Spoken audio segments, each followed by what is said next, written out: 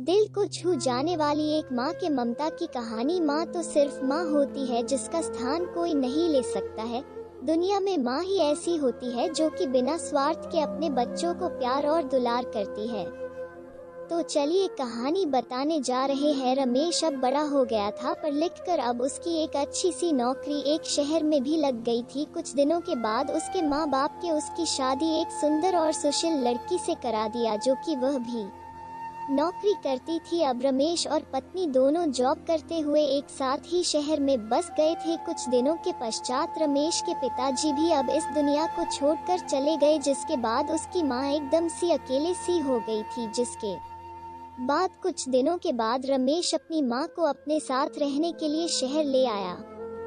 जिसके बाद शहर में आकर रमेश की माँ खुद को एकदम अकेले पाती थी। इस तरह उन्हें भी अच्छा नहीं लगता था, लेकिन एक माँ अपने बेटे की हमेशा खुशी ही चाहती है। सो धीरे धीरे वो शहर में रहना भी सीख गई थी। लेकिन रमेश और उसकी पत्नी हमेशा अपनी माँ को समझाते रहते थे कि ऐसा मत करो, ये मत करो। मतलब कि वे अपने आगे माँ को गांव की एक तरह से गंवार ही समझते थे। लेकिन माँ की दिल तो हमेशा से अपने बच्चों के लिए बड़ा ही होता है। सो वे सभी बातें चुपचाप सुनकर हाँ में हाँ मिलाकर रह जाती थी। एक दिन की बात है, सुबह रमेश की पत्नी को ऑफिस जल्दी जाना था। सो वो सब कुछ जल्दी से तैयार करके रमेश का खाना पैक करके ऑफिस चली गई। फिर इसके बाद रमेश भी जल्दी जल्दी तैयार होकर ऑफिस निकल गया था। फिर कुछ समय बाद रमेश की माँ ने देखा कि उसका बेटा तो खाने का लंच बॉक्स तो घर पर ही भूल गया है। तो माँ ने बिना देर करते हुए फटाफट ऑफिस पहुँच गई और पास में एक कुर्सी पर बैठ गई, क्योंकि कंपनी में बाहर के व्यक्तियों को अंदर जाने के लिए मना था। सो फिर बेटे को दिक्कत ना हो इसलिए फोन न करके मैसेज किया। लेकिन रमेश अपने काम में बिजी था, सो माँ के मैसेज पर ज्यादा ध्यान ना दिया। लेकिन उसकी माँ बाहर कब से उसका इंतजार कर रही थी। इस तरह कई घंटे बीत गया और इस बीच कई मैसेज भी किया, लेकिन रमेश का कोई उत्तर नहीं आ रहा था।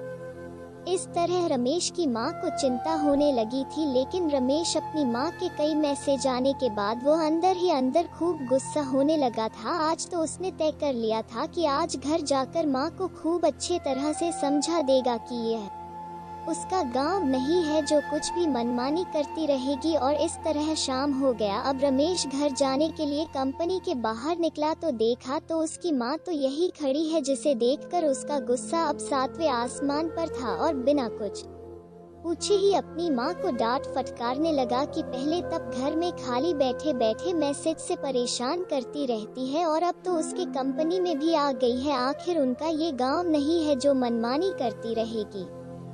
ये सुनकर रमेश की माँ ने खाने का टिफिन रमेश की ओर आगे बढ़ा दिया, जिसे देखकर रमेश को अब समझते हुए देर ना लगी कि वो अपना खाना भूल गया था, जिसे माँ ने उसे देने के लिए यहाँ आई थी। इसके बाद रमेश की माँ बोली, बेटा भले ही तुम बड़े हो गए हो, बड़े शहर में रहने लगे हो, भले ही अच्छे बुरे की ज्यादा समझ आ गई हो, लेकिन मेरे लिए आज भी मेरे कलेजे का टुकड़ा ही हो, जिसे मैंने बचपन से लेकर आज तक पालते हुए आ रही हो। रमेश को अब आंखें खुल चुकी थी कि आखिर उसकी माँ उसकी परवाह करते हुए खाना लेकर आई थी, जिससे वो बिना सोचे समझे अपनी माँ को ही डांटे जा रहा था।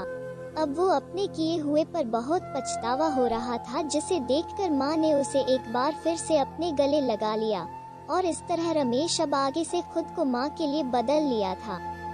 अब उनकी पहले से ज्यादा अच्छे से देखभाल करने लगा था, जिसके बाद माँ को अब शहर भी अच्छा लगने लगा था, क्योंकि अब उसका बेटा फिर से उसे मिल गया था। इस कहानी से यही शिक्षा मिलती है कि एक तरफ जहाँ हम पढ़ लिख कर खुद को ज्यादा ही समझदार समझने लगते थे, जिससे जाने अनजाने में माता पिता के बातों को गलत साबित करने में लग जाते हैं। लेकिन हम सभी यह भूल जाते हैं जिस माँ बाप ने अपने बच्चों को खुशियों के लिए अपनी खुशियों तक का त्याग कर दिए हो, वो भला माँ बाप अपने बच्चों का कैसे बुरा कर सकते हैं। हर माँ बाप की यही इच्छा होती है कि उनके संतान उनकी बुढ़ापे की लाठी बने, लेकिन विकास की अंधी दौड़ में हम सभी अपनी मूलों को भूलते जा रहे हैं।